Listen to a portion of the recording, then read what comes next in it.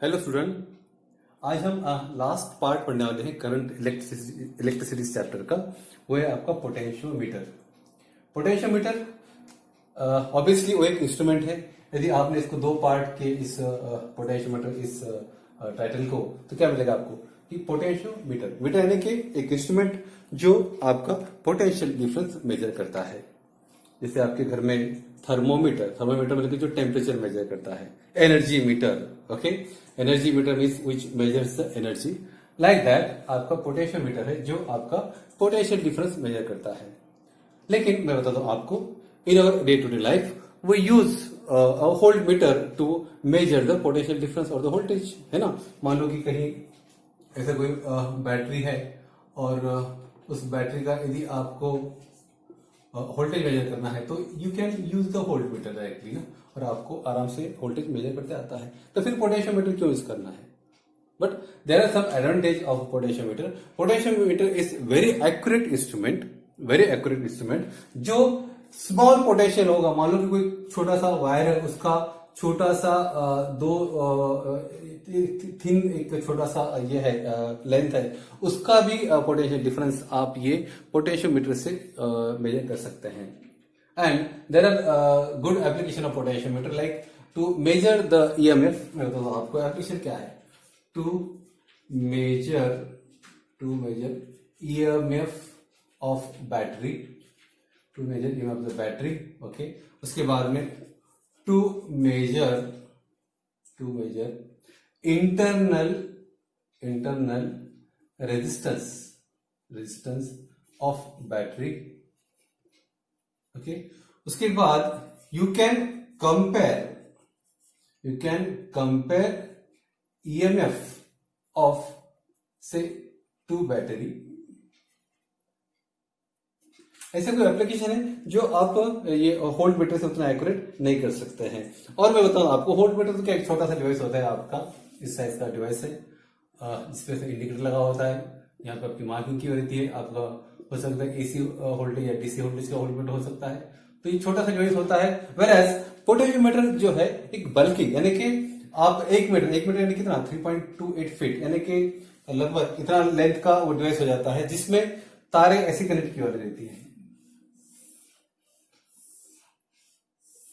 और ये जो स्पैन है 1 मीटर का पकड़ लो आप, तो ये पोटेंशियोमीटर का जो लेंथ होता है इस वायर का, ये कुछ 2 मीटर से लेकर तो 10 मीटर होता है। तो ऑब्वियसली इसका मतलब क्या है कि मान लो कि ये टर्मिनल ए दे दिया, मैंने ये टर्मिनल बी दे दिया, ओके।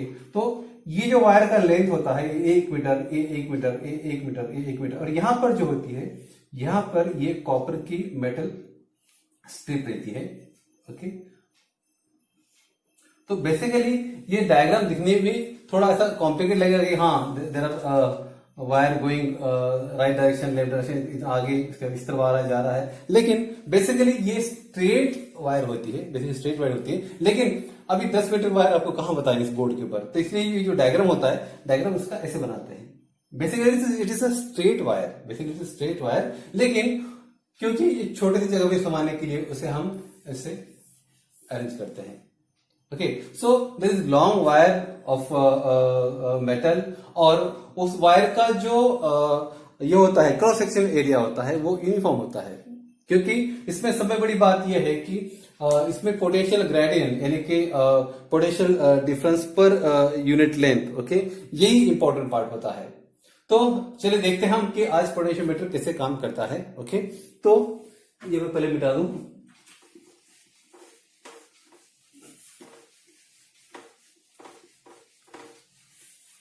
तो स्टूडेंट आपको पता है कि मान लो कि मैं यहां पर एक वायर लेता हूं ए बी, ओके, और उसको यदि मैं एक ईएमएफ कनेक्ट करता हूं, ठीक है,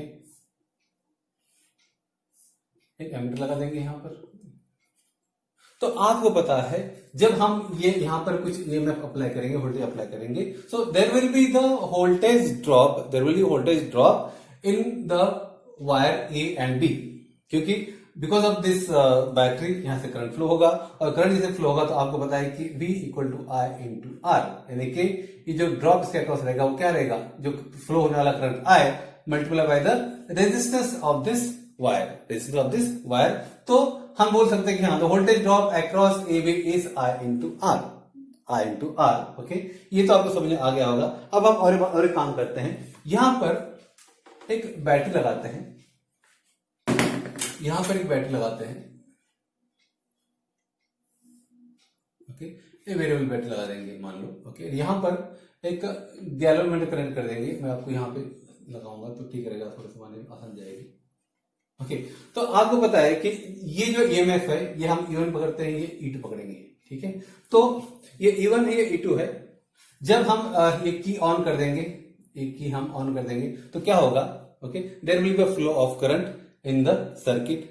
ओके, और हम क्या करेंगे कि धीरे धीरे जो ये E2 है, ये E2 हम क्या करेंगे? वैरी करेंगे, एक रेजिस्टेंस लगाना पड़ेगा क्योंकि करंट कैसे फ्लो होगा अदरवाइज। ओके, सो तो जब हम ये E2 वैरी करेंगे, ओके, तो एक टाइम ऐसा आया कि जब ये E2 और E1, ये E2 और E1 जो है ये इक्वल हो जाएंगे, E2 will be equal to E1।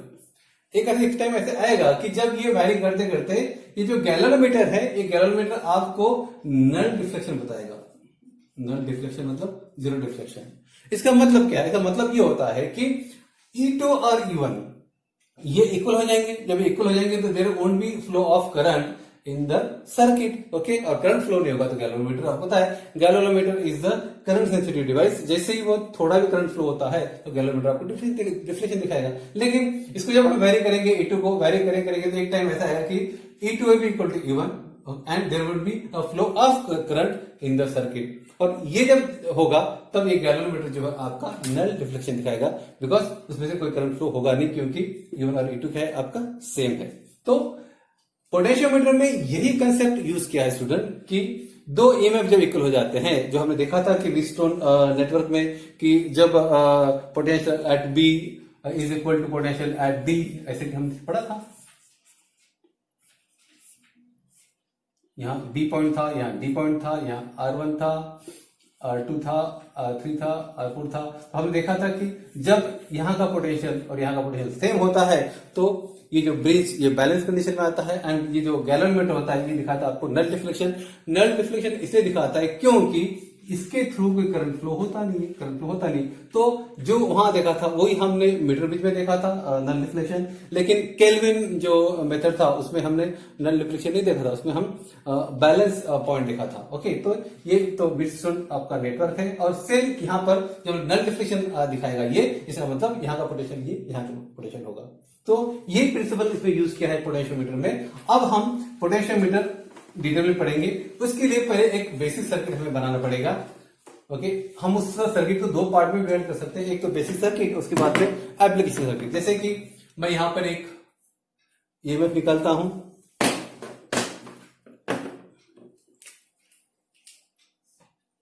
एक बैटरी है। ओके, फिर यहां पर हम लगा देंगे एक एमीटर करंट मेजर करने के लिए, आगे एक रेजिस्टर लगा देंगे।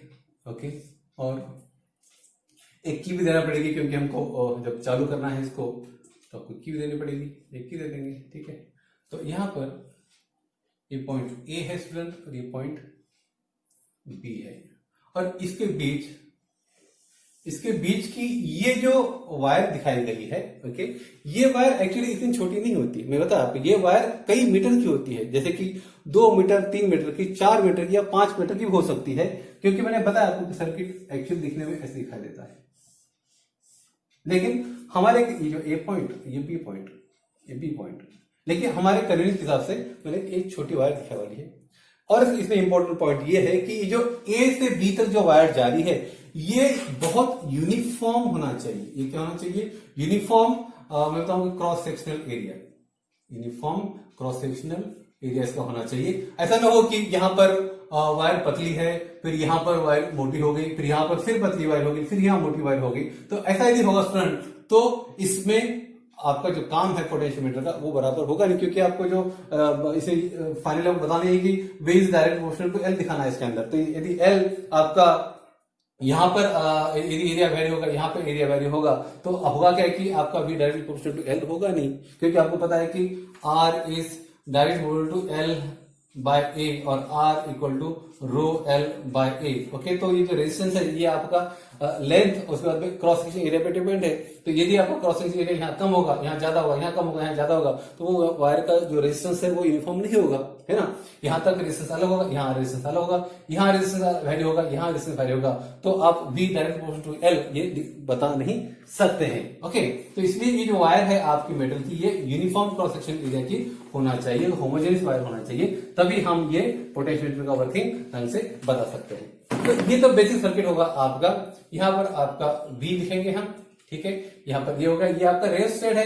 रेजिस्टेंस का यूज क्या होता है? रेजिस्टेंस का यूज ये होता है कि to adjust the current flowing through this. Okay, तो ये बेसिक सर्किट है। और मैं बता दूं आपको कि मान लो कि ये रेजिस्टेंस है और यहाँ पर ये जो कंडक्टिंग वायर है, इसका रेजिस्टेंस हम मान लो कि हम लेंगे RW ले लेंगे। तो क्या होगा, अब इसके थ्रू जो EMF होगा, वोल्टेज ड्रॉप होगा अक्रॉस AB, वो क्या होगा? सबसे पहले हम क्या करेंगे कि I निकालेंगे, R निकालेंगे।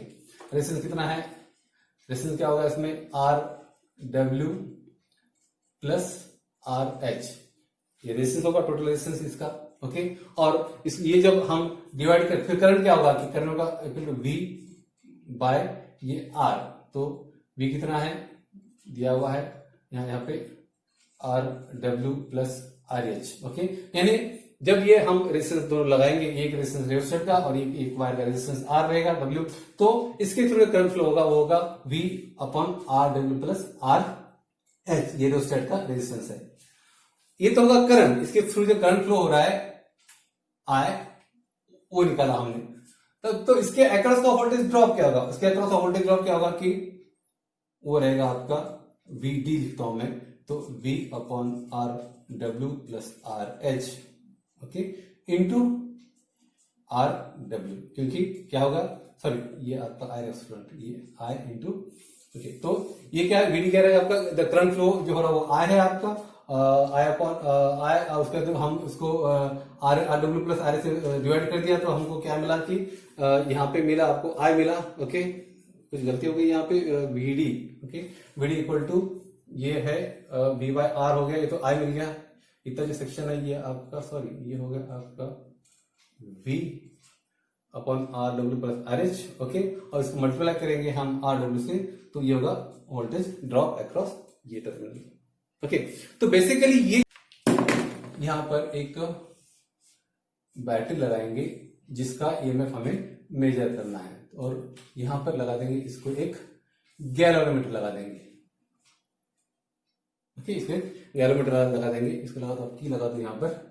तो होगा क्या स्टूडेंट की ये जो EMF है E, ये अननोन है, EMF अननोन है। और जब हम ये जो गैलोमीटर, जब हम ये गैलोमीटर को इस वायर पे टच करेंगे, इस वायर पे हम टच करेंगे, तो होगा ये कि एक पॉइंट ऐसा आएगा, यहां पर एक पॉइंट ऐसा आएगा कि जहां पर ये गैलोमीटर आपको नल रिफ्लेक्शन देगा। तो क्यों नल रिफ्लेक्शन देगा? क्योंकि यहाँ का जो पोटेंशियल है स्टूडेंट, ओके, यहाँ का जो पोटेंशियल है, यहाँ का पोटेंशियल और इस EMF का पोटेंशियल ये सेम हो जाएगा। यहाँ का पोटेंशियल, यहाँ का पोटेंशियल, ये आपका सेम हो जाएगा। सेम हो जाने के कारण ये जो गैलोमीटर है इसके थ्रू कोई करंट फ्लो नहीं होगा, करंट फ्लो नहीं होगा। तो वो जो पॉइंट रहेगा, वो पॉइंट आपको जो है आपका नल पॉइंट रहेगा, वो आपका नल पॉइंट रहेगा। और वहां पर आपको ये जो EMF, यहाँ का जो EMF है और यहाँ का जो पोटेंशियल डिफरेंस है वो आपका सेम हो जाएगा, तो ये जो कंडीशन आएगी, वही कंडीशन में आपको इसका EMF की वैल्यू मिल जाएगी। यानी कि ये जितना आपका ये आएगा, तो E इक्वल टू क्या हो जाएगा आपका, E equal to L। Okay, E equal to L हो जाएगा। ओके, तो ये कंडीशन है जहां पे अब हमको यहाँ इसका जो पोटेंशियल है वो मालूम पड़ेगा, इसका बैटरी का E equal to EMF of battery, ये हमको मिल जाएगा, क्योंकि हम देखा कि V is directly proportional to L, और ये क्वेश्चन कैसा मिला हमें पता है आपको, जैसे आपको पता है कि R is directly proportional to L by A, तो यहां से मिलेगा R equal to rho L upon A। तो यदि हम V इक्वल टू RI करते हैं तो क्या होगा, R कितना है, रो L upon A into I। तो आपको पता है कि ये जो I करंट जो फ्लो हो रहा है इस सर्किट के बीच, वो तो कांस्टेंट है। ओके, क्रॉस एरिया ए भी आपका कांस्टेंट है। ओके, और ये जो रेजिस्टिविटी है ये भी आपका कांस्टेंट। तो बचा क्या है आपका, ये L बचता है। इसका मतलब क्या हो गया कि V is directly proportional to L। V is directly proportional to L। तो इसका मतलब क्या हो गया, E इक्वल टू क्या आ गया आपका, L आ गया स्टूडेंट। ओके, तो ये तो हो गया कि एक सेल की बात होगी, ये तो हो गया आपका एक जो ईएमएफ था यहाँ का उसकी बात होगी। लेकिन जब यहाँ पर दो सेल लगे रहेंगे तो क्या होगा, जब यहाँ पर दो सेल लगे रहेंगे तो हमको क्या करना पड़ेगा कि यहां से मैं और एक ये E1 है, ओके, यहाँ पे मैं E2 निकालता हूं और यहाँ पे की देता हूं, ठीक है, लाइक दिस। अब क्या होगा, अब ये जो ऊपर का सर्किट है, जैसे कि ये वोल्टेज है, यहाँ सोर्स है, यहाँ पर आपका एमीटर लगा हुआ है, यहाँ पे रेजिस्टर है, ये आपका A to B आपकी कंडक्टिंग यूनिफॉर्म वायर है, यहाँ पे जॉकी स्टिक लगी हुई है, यहाँ पर जॉकी की लगी है, यहाँ पर ओके, जॉकी की लगी है जो गैलोमीटर को, और यहाँ पर E1 और E2 ये दो सेल है जिसका ईएमएफ हमको कंपेयर करना है। तो हम क्या करेंगे, हम पहले क्या करेंगे कि ये जो स्विच है E1 का ये ऑन करेंगे, ये कनेक्ट कर देंगे। जब E1 कनेक्ट कर देंगे और इसको ओपन रखेंगे तो होगा क्या कि ये E1 जो सोर्स है ईएमएफ का वो आपके पिक्चर में आएगा। तो जब हम ये जो जॉकी स्पेस से मूव करेंगे स्टूडेंट, जब जॉकी से मूव करेंगे तो एक टाइम ऐसा आएगा कि यहाँ का जो आपका पोटेंशियल डिफरेंस है इस यहाँ का वो और ये E1 सेम हो जाएगा, तो उसे हम कहेंगे E1 equal to L। Okay, ये इक्वेशन हमें मिलेगा स्टूडेंट।